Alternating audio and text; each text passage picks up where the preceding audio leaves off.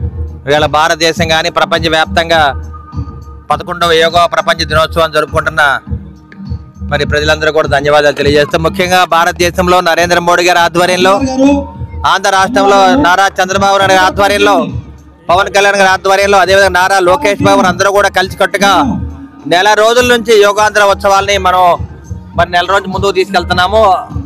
అటువంటి కార్యక్రమాల్లో ఇవాళ 21వ తేదీన ప్రపంచ యోగా దినోత్సవాన్ని పల్నాడు జిల్లా నర్సరావుపేట ముఖద్వారంలో జరుపుకుంటున్నాము. ఈ కార్యక్రమాన్ని ఇంత ఘనంగా ఏర్పాటు చేసిన పల్నాడు జిల్లా కలెక్టర్ గారికి, అధికారులందరూ కూడా ధన్యవాదాలు తెలియజేస్తున్నాము. ముఖ్యంగా మహిళలందరూ కూడా ఎంతో ఉత్సాహంగా ఈ కార్యక్రమంలో పాల్గొన్నారు. ముఖ్యంగా అదేవిధంగా చాలా మంది ఎన్ఆర్ఐలు కూడా మరి పచ్చం శ్రీకాంత్ లాంటి వాళ్ళు కానీ, రజనీకాంత్ లాంటి వాళ్ళు చాలా మంది అమెరికా నుంచి వచ్చి వాళ్ళ యోగా దినోత్సవంలో పాల్గొనడం జరిగింది అనమాట. దీని అడిగి ముఖ్య కారణం నారా చంద్రబాబు నాయుడు గారు, నరేంద్ర మోడీ గారు.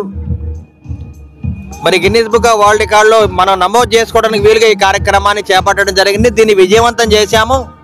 మరి ఇప్పటికీ ఆల్మోస్ట్ మరి ప్రపంచ రికార్డులోగా నమోదైపోయింది.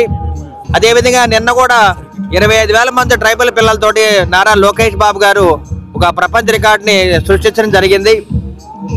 యోగా అనేది భారతదేశం యొక్క పేటెంట్ హక్కు. ఇది ప్రపంచవ్యాప్తంగా దీన్ని తెలియజేయడానికి యోగా అనేది యుగ యుగాలుగా మనలో నిర్లిప్తమై ఉంది, మనలో నిగూఢంగా ఉంది. మరి మహిళలైతే ఏ పని చేసినా కానీ వాళ్ళలో యోగా ముద్ర ఉంటుంది.